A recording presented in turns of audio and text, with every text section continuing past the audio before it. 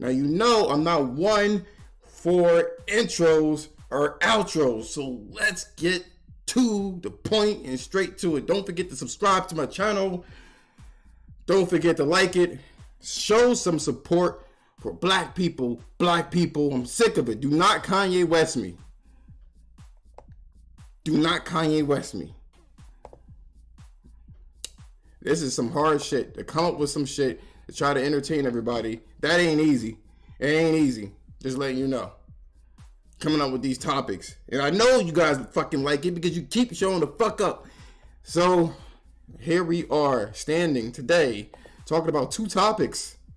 One, the end of... Oh, shit, I'm frozen. Okay.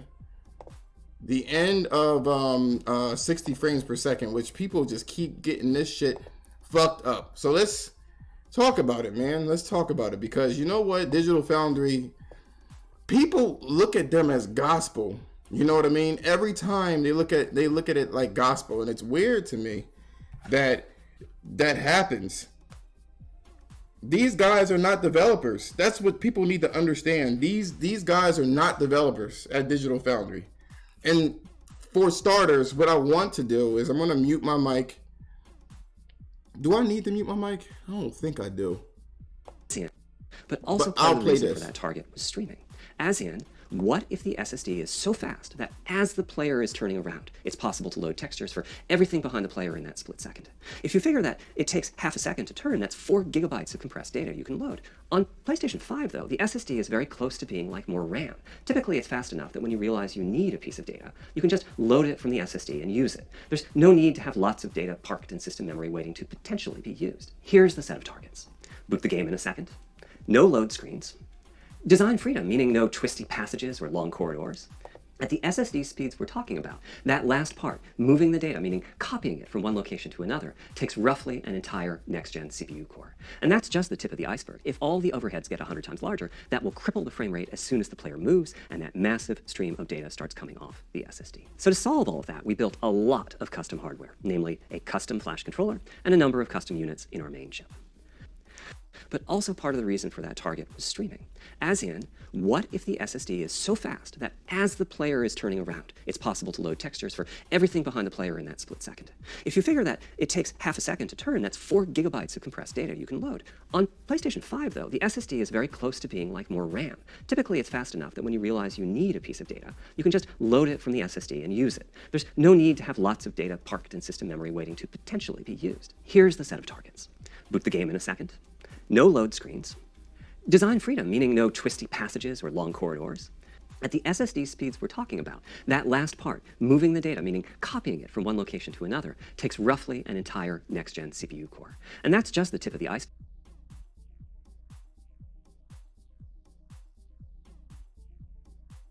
There, because this is going to pertain to the PlayStation 5 in particular, but also next generation consoles. I don't think people understood what Mark Cerny was saying. And I don't think people understand gaming in general, of what it means. I don't think they get it. When Digital Foundry ran this article about, you know, how, what's his name? John, whatever the fuck his name is. I don't think they understood what that meant. I think people get wrapped up so much as to what this guy means, or what Sony is doing, and what these next generation's titles are doing. I don't think they get it. They don't understand what any of this shit means. The reason why, there's a couple of reasons why 60 frames per second wasn't obtainable last generation. And people kind of ran with this rhetoric. They ran with it last generation because they were like, oh, the CPU is the thing that kind of pumps out the frames. It's the thing that's limiting. And they never really gave any kind of exposition, as to why it caused that to happen. They never really told you why the CPU is tied to frames. They never understood. And so I'm going to break it down for you. And then explain why we are not really in any type of danger if you are a console player. For starters, the CPUs that were in last generation, those CPUs, everyone knows that they were mobile-based CPUs. That was the biggest issue. They were mobile-based CPUs. And what that meant is that they weren't able to calculate a lot of calculations at once. And that's the thing that held back the frame rate. Everything is math. It's all math. You, as a programmer, got to work that shit out in terms of what the system can actually do at a maximum, and then juggle all of the workloads within that parameter. That's what you have to do.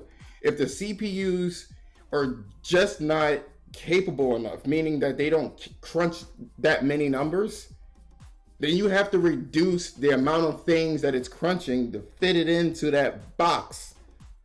It's not that it can't do it. It's just that you're trying to, a lot of these developers were worried about prettiness, and they were trying to push a lot of things out there. So they wanted all these particles, and they wanted all these characters moving at once, and the CPUs weren't capable of doing that.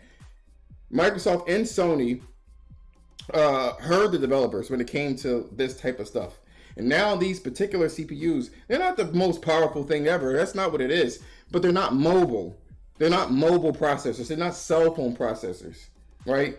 That's the biggest issue that a lot of these people from PC, are moving in here saying that this is a particular problem with consoles. It isn't a particular problem with consoles. It's not. One of the reasons why is because now these CPUs are almost desktop level CPUs. And so there's a lot of calculations that it can do at once. Because right now we're heading to what they would call diminishing returns. You can only have so many things on screen before it doesn't fucking matter. A Plague Tale has 300,000 rats on the screen at once. Did you know that? Probably not. But the funny thing is, right? You could hide that. So what's the difference between 100,000 and 300,000 rats? What's the difference? And that's what I mean by there's diminishing returns. So if the last generation processors, right, at 60 frames a second can only render 50,000 rats on the screen at once, and that's the only thing it can render, then you have to scale some things back. Animations, all sorts of things, you know what I mean? To get it into that window of, calculating all of those rats. If it can, basically, if the maximum potential was to render 100,000 things, and you wanted to make an impact on your gimmick in the game, or the rats in this particular game. So in order for the user to see that, oh, there's a lot of rats, they probably say 50,000 is going to be rendered for the rats, and then the other 50,000 is going to be used for other things like physics or other characters and stuff like that. That's what I mean by that, the math. Now we're at a point where these processors are doing a lot, and they could do a whole bunch of things, and a lot of things is going to be so much on the screen that it wouldn't even fucking matter. What's the difference again? What's the difference between 100,000 and 300,000? So at this point in time, again, the news came up. This John Letterman, as a guy that knows somewhat about processors, I was wholly disappointed in that article. Wholly disappointed in that article. He goes on, and maybe he's just doing it for clicks, but he goes on and he says this, which was very interesting, right? Fred, what's going on, Fred? Time out, what's going on? My booty hurts. Oh, shit. One of the things that was kind of really weird when it came to John Letterman, whatever the fuck I don't even remember his fucking name. I don't know. The names are similar. Well, you know what the fuck the guy is from Digital Foundry, the old dude. He uses two games. A Plague Tale, which was made by Indie Game Studio, or a small studio. And he says, they weren't able to have 4K, nor were they able to do 60 frames a second because of the frame rate or whatever the case is, right? He says that the PS5 was struggling a little bit in some places when you had a burst of 300,000 rats on the screen. No one knows why either. You know what I'm saying? It could be a lot of reasons. The reason why I say no one knows why is because fucking Gotham Knights, I went over to my friend's house and he has a 3090 and we played around with a whole bunch of fucking settings. Turn this on, that off, you know, DLSS, this, all this other stuff. And we figured out, we dropped the resolution to, I think, 720p and had performance DLSS. Nothing could stop this hiccups and stutters and frame rate drops. Nothing was able to stop it. Nothing was able to stop it, which was fucking wild. That means that whatever was going on, it didn't work. Whatever programming that they were doing wasn't it didn't, the programming that they were doing is wildly inefficient. And what was even more crazy is that when Digital Foundry did look at the numbers, it didn't even utilize like fucking 20-30% of every single core for every CPU that they used. But yet you still had the frame rate drops. It was just a wild situation that didn't make any sense. That means that the code was extremely sloppy. It was being, it had to be some sort of cache issue or something was going on with it. Because the CPU wasn't really being utilized, but it was still frame rate issues. So when they do these analysis, right, and they show that the frame rate is dropping at this particular point, we don't know. Because you still got to program properly. Now, going back to the end of 60 frames per second, which is what Digital Foundry was literally saying, a Plague Tale was made by a very small studio, and then it doesn't have any next generation features, like none. We already have parallax occlusion mapping. We already have a lot of fucking, I guess they're using these rats almost like particle systems almost. So we already had that with Days Gone. Days Gone, albeit much less, you know what I'm saying? I think their maximum was like 500. It doesn't have it. The reason why they didn't make a Plague Tale for the other console, which I believe it was wholly possible, the only reason why they didn't was exclusively because too many development kits.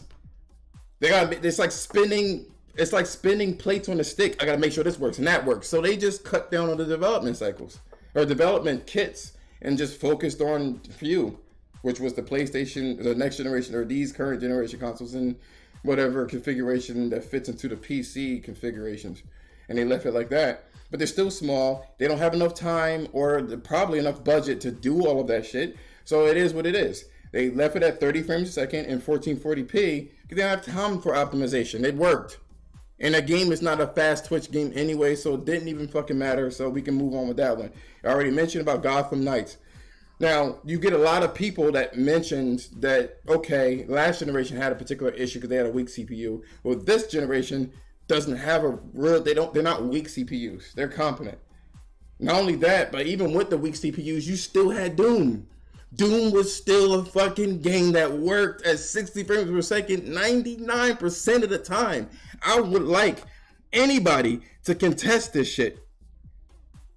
That's the thing that really kills me. I'm about to put you in, Fred, I'm sorry. That's what kills me with this bullshit. Every time I see this shit, it's frustrating. When you go online and you see people that don't know what the fuck they're talking about, and that's including Digital Foundry, they clearly don't know what they're talking about because we have examples of games that run at 60 frames per second when you design it. I told you everything is math, and you get people that talk about, oh, there's some things you can't reduce. Yes, the fuck you can reduce every fucking thing because it's math. If a shader takes, 16 instructions, you can reduce that shit to 8 and just have it less accurate. It won't be as, it won't be as accurate.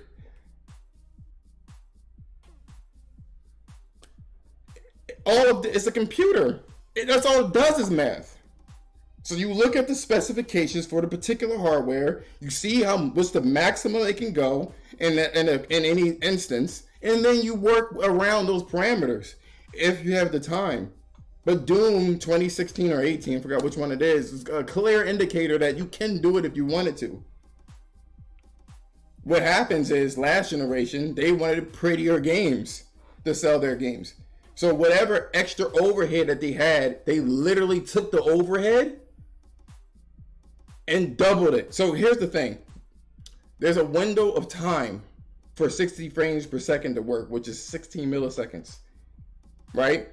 That's the window of time that they have to pump all the fucking effects out on the screen. 30 frames per second is double, which means that if you have a 30 frames per second game, you're going to have to cut everything in half to make sure that it meets the schedule of a frame being completed.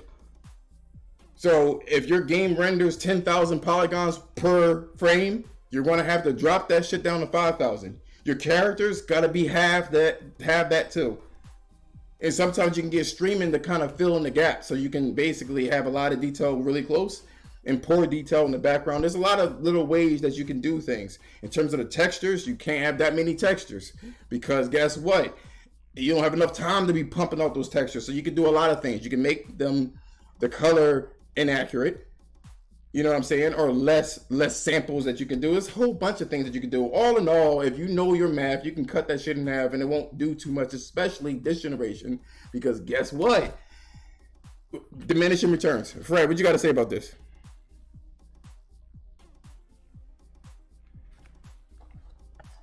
Well, I don't see anything wrong with 30 FPS gaming, you know. I don't either. Okay. I don't either.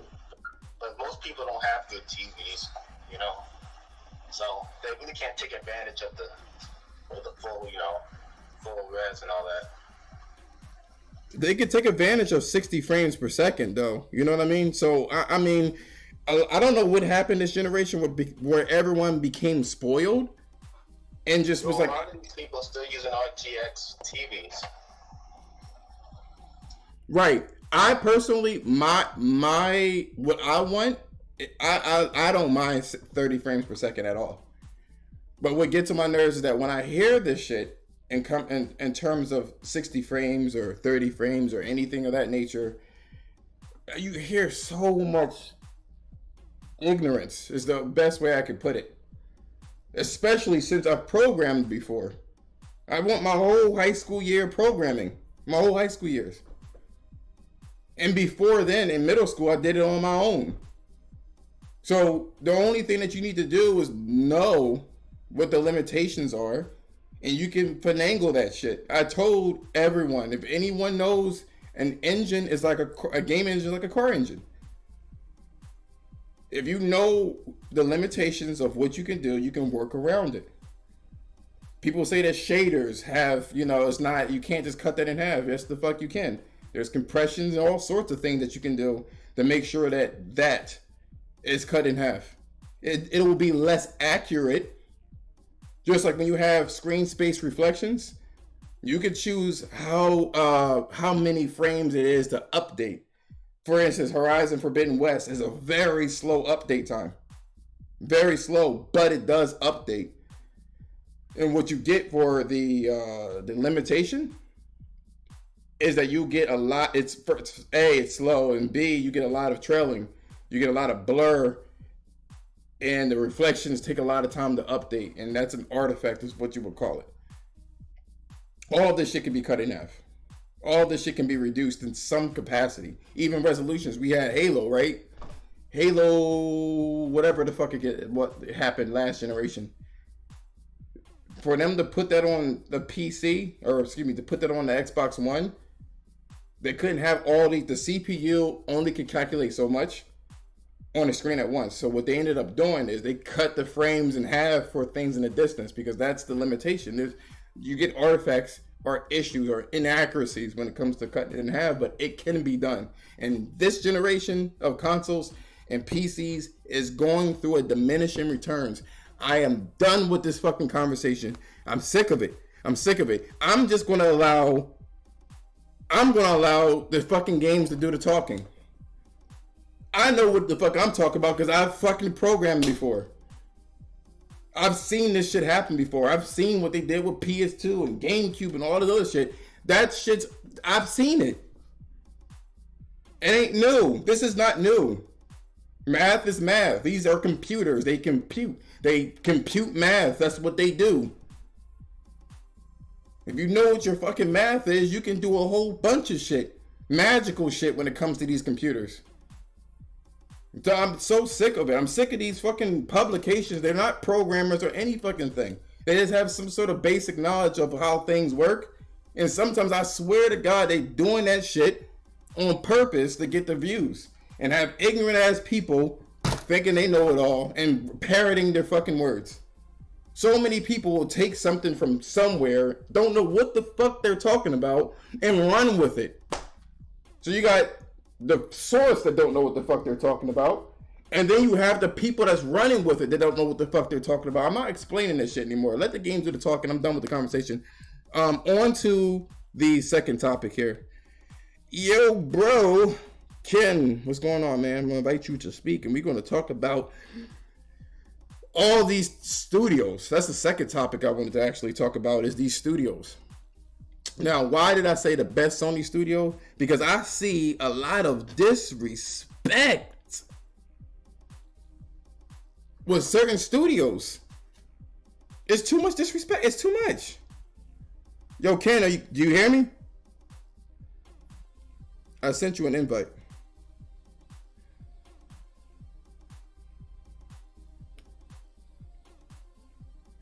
This motherfucker is all up in his game. I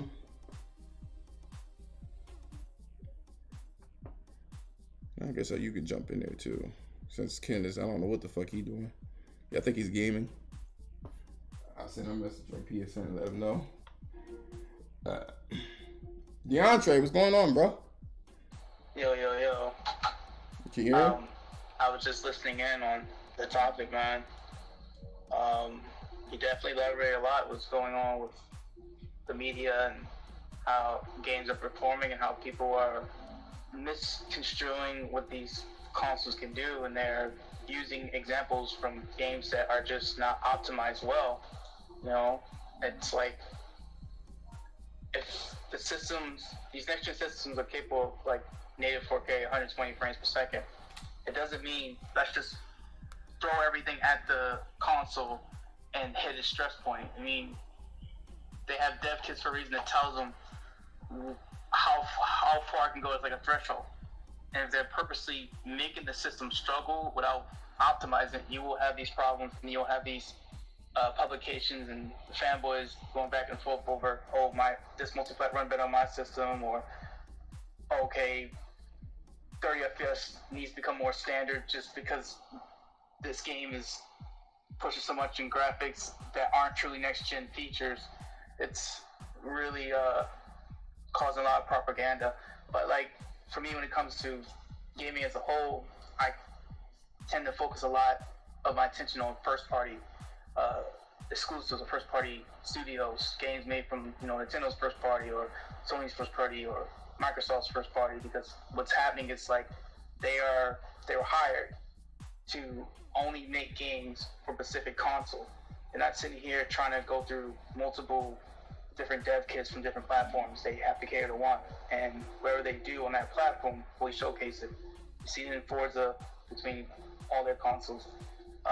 You've seen it from Sony's first party, from Guerrilla Games and Santa Monica and Naughty Dog. Like, they're really showcasing what the PS5 can do, and they're getting games running at 60 FPS day one, 120 FPS support, DRR, while pushing high fidelity graphics and stuff to the point where if someone runs at 120 FPS and then someone's running at 30, you're not going to see a massive difference in visual from a certain angle.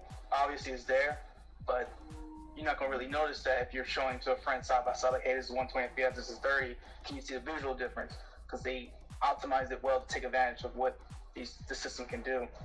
So I get that you're still mad with all the propaganda and all the publications and fanboys are doing. I just feel, as a gamer, we should kind of rejoice and celebrate when there's a first party game that comes out that really shows what your preferred platform can do. So my problem with this, DeAndre, and we go on to the second topic here. My problem with all this shit is that developers are listening to you guys.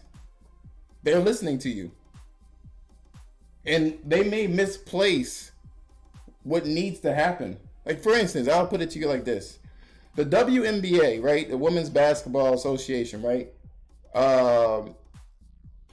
There's a lot of women that speak about women's rights, and they're like, oh, we need to have this, and we finally got a basketball team. Yeah, right? And none of them watch it.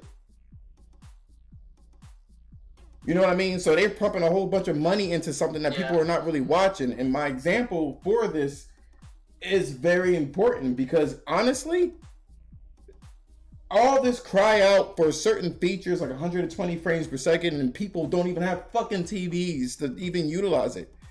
My point is this: you get a lot of people that don't know what the fuck they're talking about so often. It's frustrating. People literally saying that these consoles cannot do 60 frames a second. They're going to start focusing on 30 frames per second. When we have Doom 2016 and then Doom Eternal that runs at near flawless 60 frames per second on fucking mobile CPUs. It's all math. It's a computer. It's a compute. What is it? Compute processing unit. Yeah, you're talking about a CPU. A CPU. It calculates math. That's all it does. And if you know math, you could reduce things, divide things, whatever the fucking case is, you will hit your target if you design a game specifically for it. 60 frames a second is half the time of 30. What is that telling you on a very rudimentary level, right? All you got to do is half everything on the screen. Cut everything in half to meet your target. The space that you use for texture memory, cut that in half. The complexity of your shaders, cut that in half. The polygons on the screen, cut that in half. Because you only have half the time to put it on the screen. I don't know why that's so difficult for people to understand. They don't get it. It's not that fucking hard. These consoles, and it, like I said before, it's even less noticeable this generation because of diminishing returns. These shits can pump out a whole bunch of shapes. They got fucking geometry engines and fucking vertex shaders and all sorts of things that will, if you can't render that many polygons on the screen at once, well, you have an engine that could literally transfer the polygons where it's needed. Then you have the the SSDs that can move data as fast, nearly as fast as fucking RAM. How about IO throughput? That's for the PlayStation 5 specifically. That's what I'm saying. Like, people think a lot of these bottlenecks is what causes these hiccups and all sorts of things. But I want to move on to the next topic so we can get that shit going on. I'm just so tired of the conversation that people just don't know what the fuck they're talking about. So, Ken, let me ask you a question. You with me? Yeah, I'm here, man. Oh, snap. What's going on, broskies?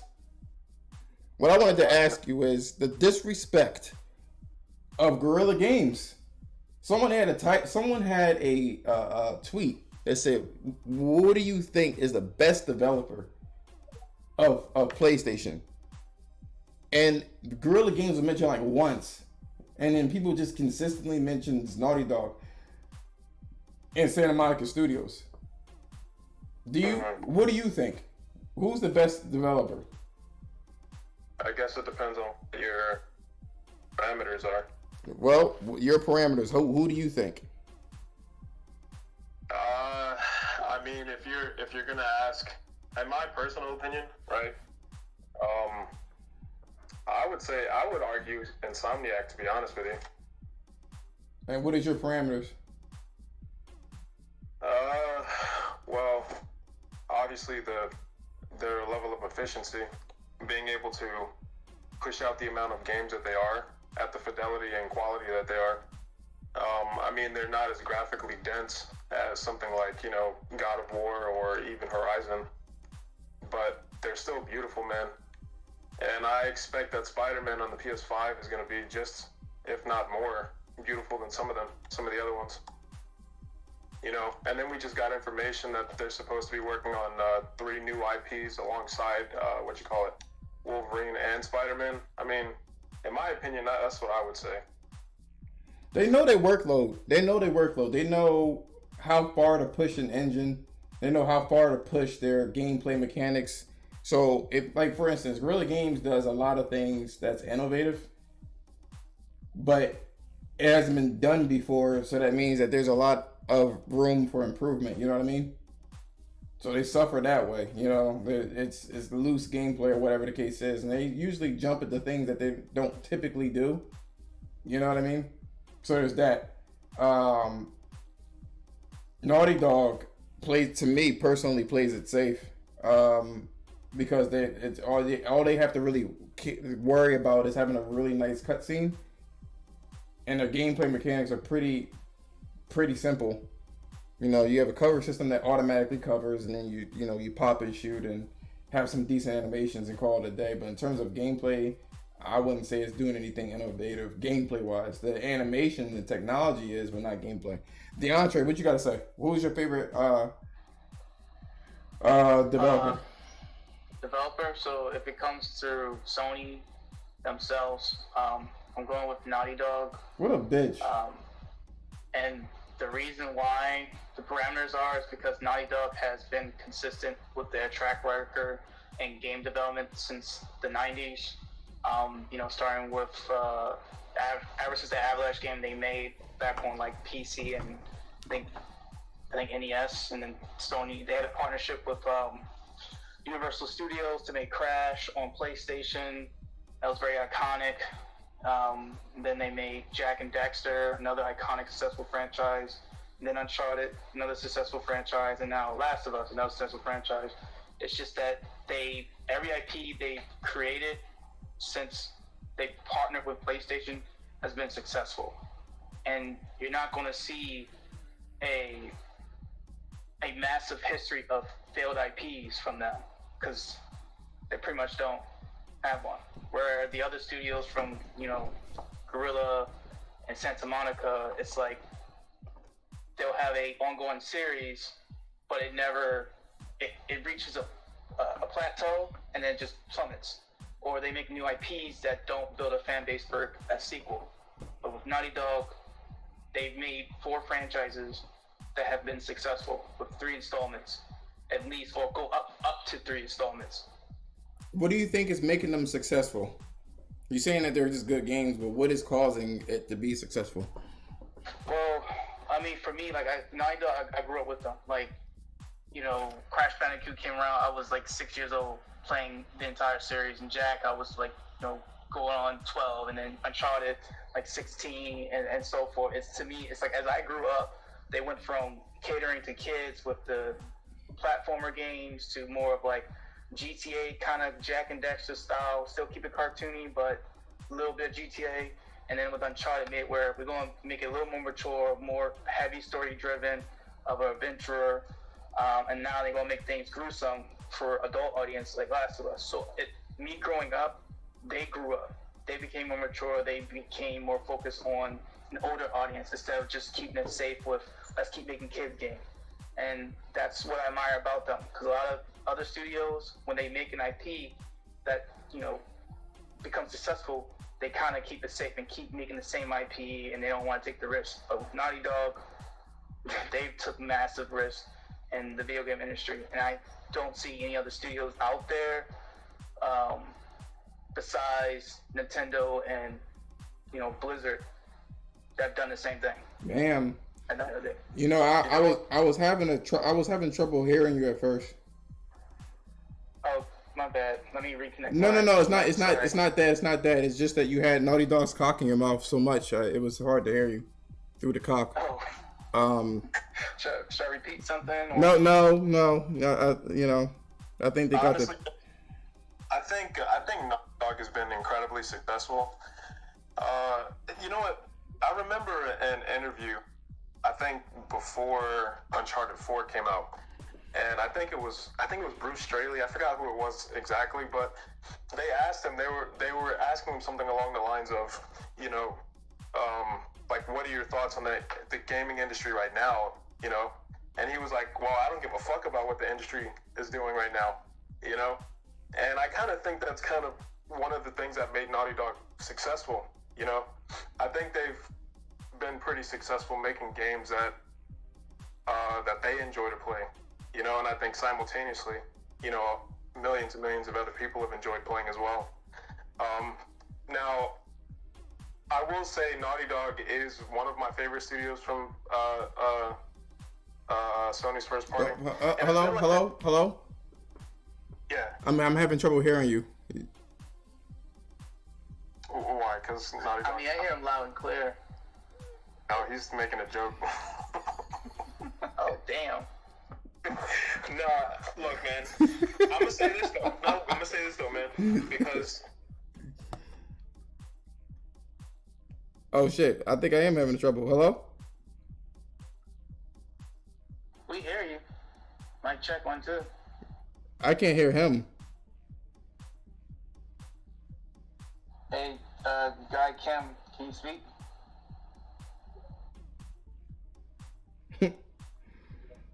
I'm gonna let him back out and go back. Hey Josh, can you hear me? Yeah, I can hear you. I'm gonna let Why him. you always trying to make controversy out of nothing? What you talking about? What's up with these salacious titles? The end of 60 FPS? I don't think it's salacious. You know, I don't understand. Why can't you just be happy with the games and just play the games that your corporate overlords give you? Oh, I put that with a question mark, man. That's a question mark, my dude. I'm just kidding. I don't even know what the hell you're talking about. No, I was just. Why can't I invite him in there? What happened? Let me try to remove him. Like he backed out and then came back in again somehow. Let me see. No, add him in there. He was gonna say something good too. What do you think? While he's coming back in, what do you think? Is the best Sony studio? I don't know. I mean, everybody's been working hard. I guess Insomniac would probably be everybody's go-to right now. I mean, that seems to be the GOAT right now. Why? Because they're making so many games. Yeah, I mean, they're pretty. I don't understand. I think a lot of people get mixed up with quality versus quantity. They have multiple teams at Insomniac. I don't know why everybody acting like it's new. It's a pretty big studio. I don't know why people think only 15 people work there. They have multiple teams to make multiple projects. A lot of Sony studios do that. One studio doesn't focus all on one game. They focus. Naughty Dog is a large studio. If they focus on multiple projects, it's just the way it works. I mean, I guess people think that you have to have 35 studios to make 35 games. Doesn't always work that way. I will say this, right? I think you have to mute because you got like a lot of feedback going on. All right, cool. I will say this. I think a lot of people give Naughty Dog, especially DeAndre, they give them too much credit. Too much credit. Every game that they've made under Sony has been extremely safe. They're different IPs for sure. But how though? They went from linear platforming, open world to linear story driven, and then horror linear. I mean, who else? Oh, damn it. Let's see, ass speakers. I'll remove them because he fucking. Fuck. Alright. If he can't go on, that's fucking cool. Every game that they made their game for that generation, right? So for instance, Crash Bandicoot, it was coming from the 2D games that we used to play, Mario, for instance. They even had the boxes and everything else, right? The boxes were in there, all that shit. And then PlayStation 2 came out and they took the whole Banjo-Kazooie formula and made it open world. Well, basically it was Banjo-Kazooie, essentially. So there's that, you know. Oh, I'm so pissed. My bad, guys. That's annoying. Oh well. Fucking shitty internet. Fix your internet. I'm sick of it. I'm sorry. Banjo-Kazooie. That's basically what Jak and Daxter was. And then when that didn't work out, because I think Jak and Daxter was some of their least profitable studios. I think Ratchet and Clank did better than Jack and Dexter. They went ahead and they made a Grand Theft Auto because that was the new hotness. You know what I mean? They already had all the assets, so they were just like, well, fuck it. I'm just going to take the assets that I have from the previous game and just make a Grand Theft Auto game. Then they had Crash Team Racing. Well, they didn't have it in that kind of order, but they had Crash Team Racing. That fucking sucked ass. Well, no, it was a great game. Sorry. It was a great game, but it was copying Mario Kart. And then Uncharted was basically like Kill Switch and Gears of War, right? And Tomb Raider. That's the game that they figured was the new hotness. And then The Last of Us was basically Resident Evil. So you tell me what's innovative about them.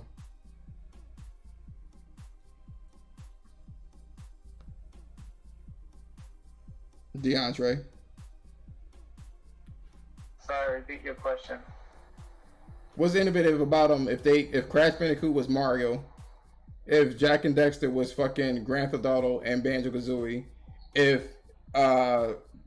Uncharted was basically Tomb Raider mixed with Gears of War, and if The Last of Us was basically Resident Evil. What's innovative about them? It looked like every generation, whatever was the new hotness, that's where they went to.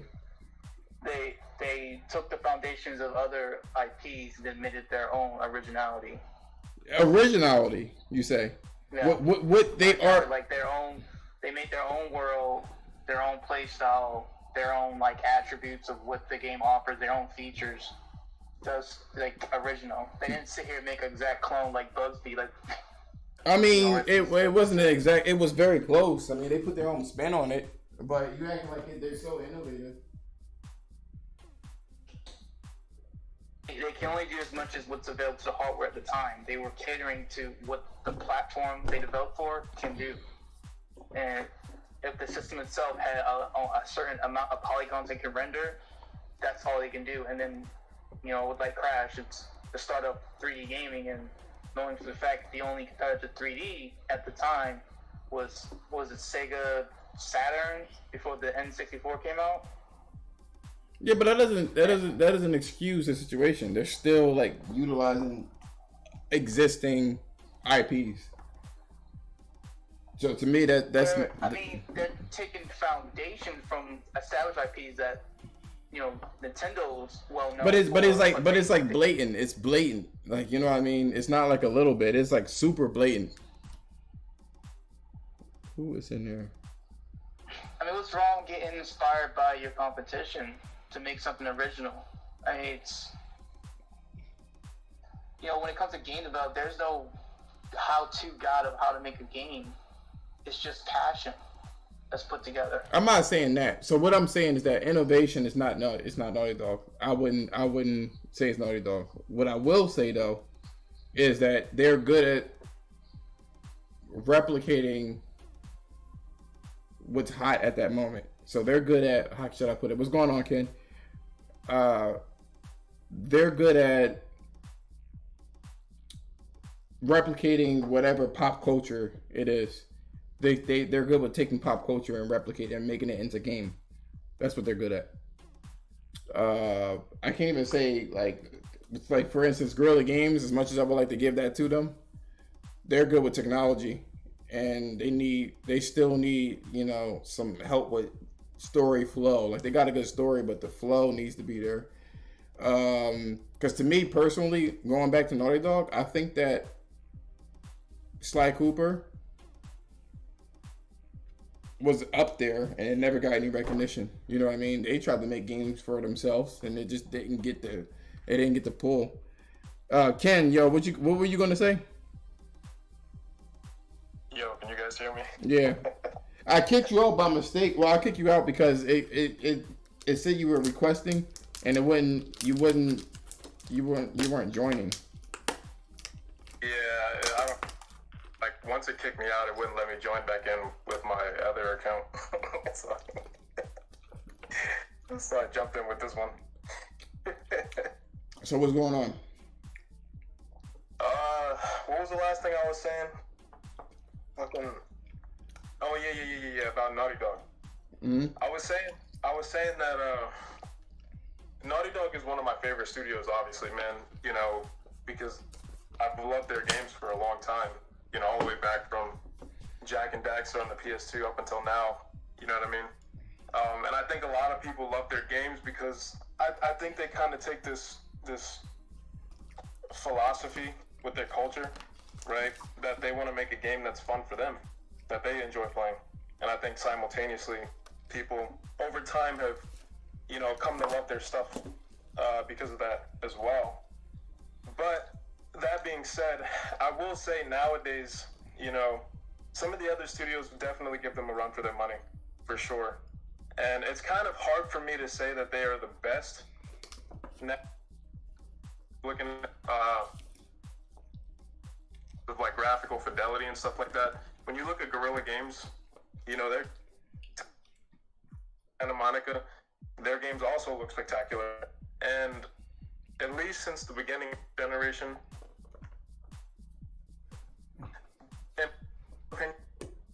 have shown that the games that they have released currently look better than some of the other studios. Personally, you know, I don't think that The Last of Us Part 1 looks better than Horizon. You know what I mean? I really don't. But that's just my personal opinion. But then again, it's a remake of a, you know, PS3 game. So whatever their next game is that does come out will look even better, but it's hard to say.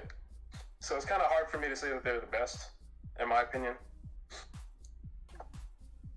I'm even liking London Studios, man. Like when they made The Getaway, that game was definitely way ahead of its time, and they didn't have the manpower to do what they were trying to do.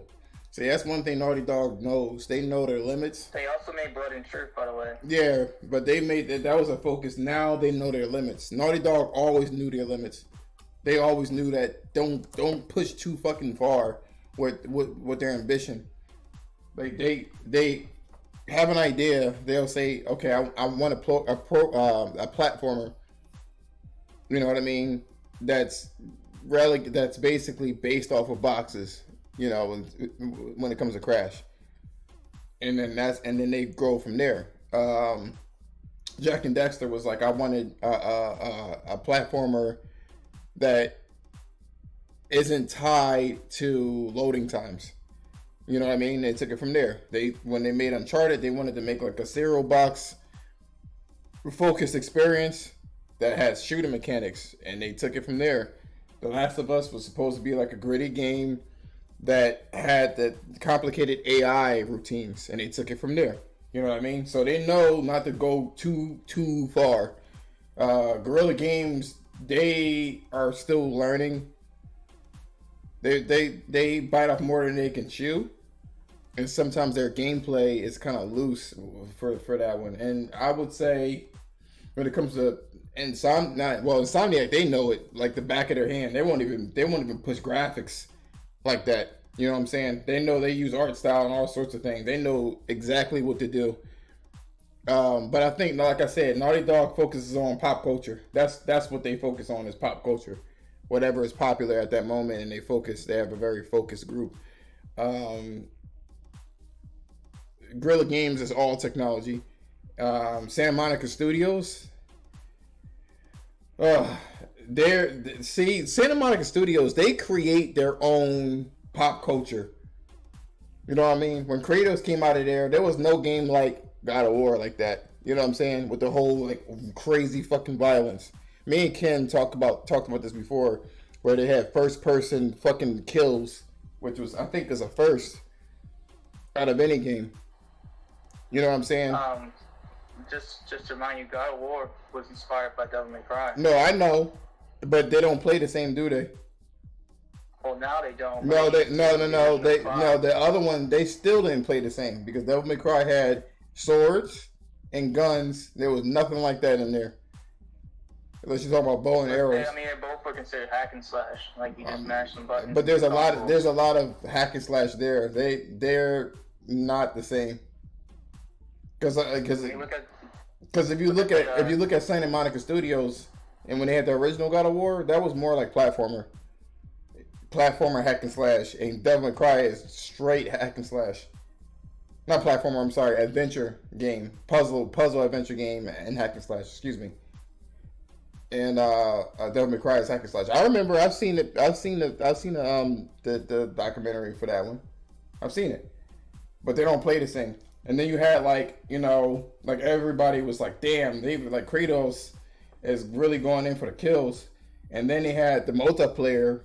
They had a lot. And then this one, the pop culture was the boy, read it boy, all that other stuff.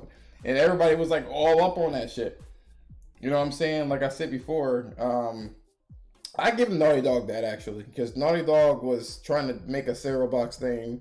They gotten better over the years. Like instead of them like blatantly copying, they managed to do what they were going to do. But I still think they play it safe gameplay wise. You know what I mean? But let's keep it a buck. God of War is definitely like a what do you call it? It's a Souls game essentially. They're a rendition of Souls. So there's that.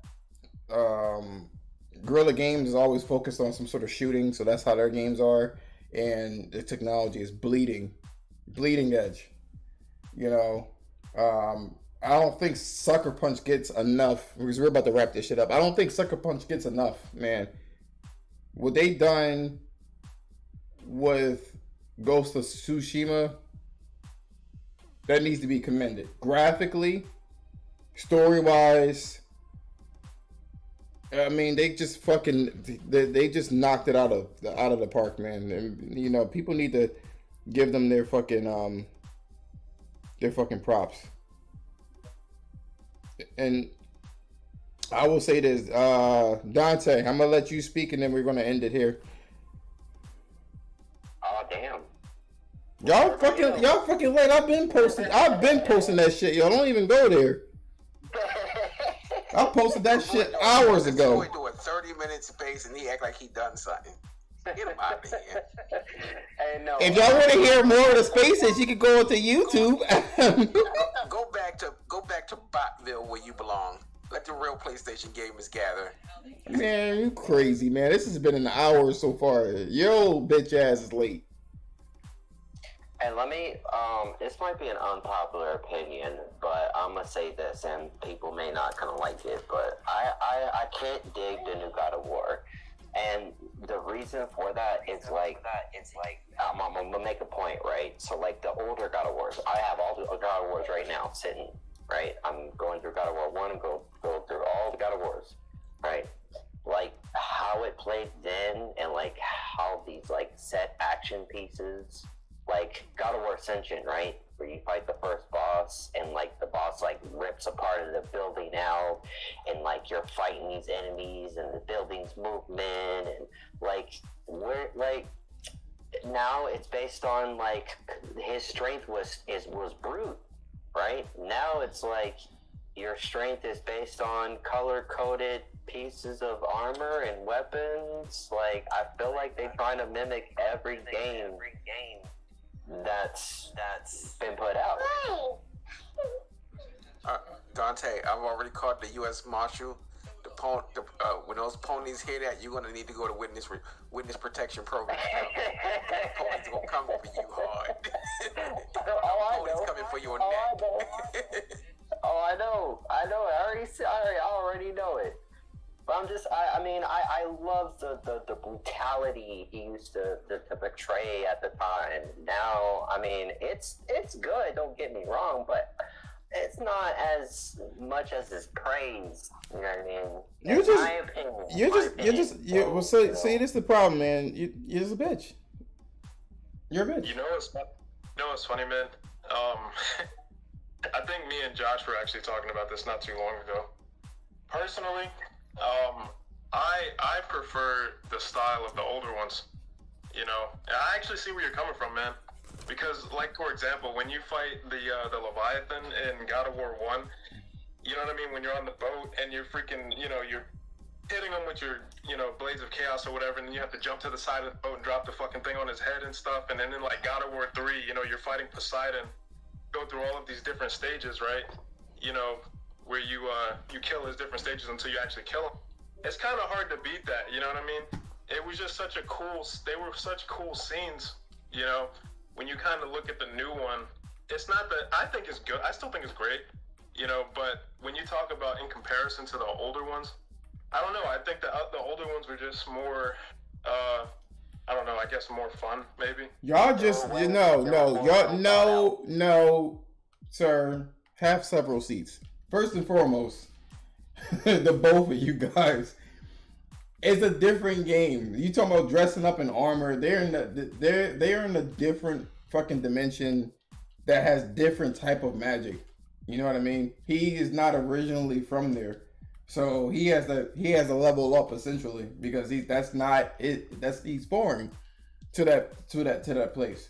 That's number one. Number two, it's the first game of its kind. Like, you wouldn't compare God of War 1 to fucking 3. You know what I'm saying? So it's the first of its kind in that world or whatever, with the axe and everything like that. And it's a different type of game.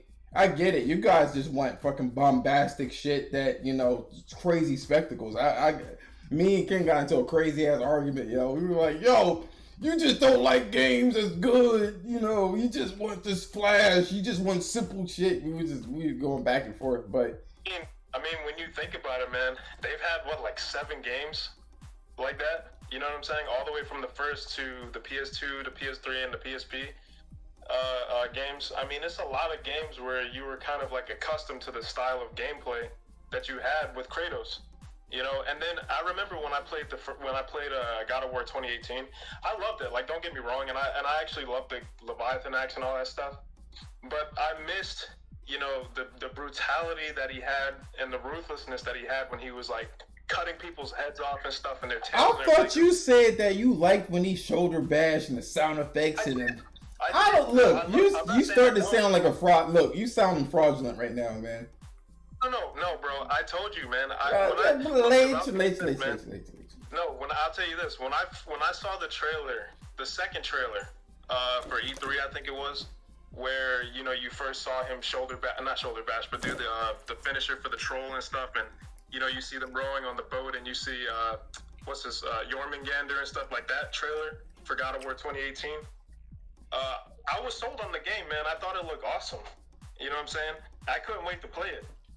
No, I can't sit up here and say, that I don't miss the old style, where he would jump over some freaking creature's back and cut the tail off and, slice their head, blades of chaos, and ride the back on the fucking troll and shit. Not, you know what I'm talking about, the Cyclops. And I know they have similar stuff in it, but like I said, it was just the nature of how the game was that made it awesome. When you fight Poseidon, man, it's kind of hard to beat that type of spectacle. I think Poseidon was one of the best boss battles in history. But here's the thing, right? They, like you said before, and I'm gonna shout out you guys. Look, I put that space hours ago. Like, that shit was hours ago. Ninja, we're gonna have to catch you. Ninja, Telly, and Stage Block. I'll have to catch this. I'm this Saturday at 7 is going to be the most overrated Sony studio. But for now, I can't do it because I got work tomorrow. I'm kind of like, coming from Florida and shit, and my plane was late and all sorts of shit. But I put that shit hours. I see you guys. I'll have an open space and it'll be a longer space than this one. But I wanted to give you guys some love in here. So, did you guys know, right? Did you guys know that people did not want God of War for the PS4? Like, at all. They did not want that game. They said that they wanted Sony to shelf that fucking game. Did y'all know that? No. They wanted to shelf that game. They said, I'm tired of looking at Kratos. I'm sick of him. The gameplay didn't do nothing extra, yo. It did nothing extra. You've been doing this same formula, like you said. God of War 1, God of War 2, God of War 3, the 2 God of Wars for PSP. They said, yo, we're done with fucking Kratos. Do not make any more of that shit. And as a matter of fact, Ascension almost fucking made Sony get rid of the whole studio. So what Sony is doing now, just to let you guys know, is they want you to get a connection with their characters. Because I think I had a space about this shit a month ago, 2 months ago, something like that, where Sony has really good games. The problem here is that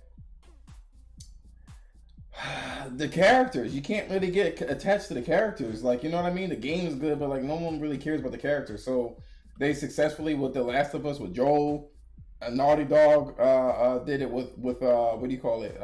Nathan Drake. Sucker Punch did it with Jin Sakai. They're trying to do it with fucking Horizon, but she's just so fucking insufferable. Aloy, she's just a feminist, like the highest degree. Even though I love the game to death, I logged in like 2,000 hours of Horizon Zero Dawn, like no shit. I still will say that shit, but they're trying their best to make this shit work. And then with God of War and Santa Monica Studios, they made you like Kratos again. That is commendable. But I will say this, for the new God of War, the violence, they say it is coming back. The spectacle, they say it is coming back. And you get the fucking storytelling that Sony has been cultivating for the last 2 generations. So this God of War is going to be the fucking truth, yo. Just letting you know. But we're going to do, like I said before, Saturday, we're going to have a pretty interesting, and we'll have a different take on that shit, yo. It's going to be literally the most overrated Sony studio. I want to see how salacious that looks on Saturday. So don't forget, on YouTube, I have a channel. It's going to be, it's Illicit Therapy as well. So check that out. And then basically give it a like, give it a follow, give it a retweet, yo. And if you want to hear the rest of this shit, it's there for you. Either on Spaces or the YouTube channel. But anyway, I'm calling it a wrap, guys. Peace the fuck out.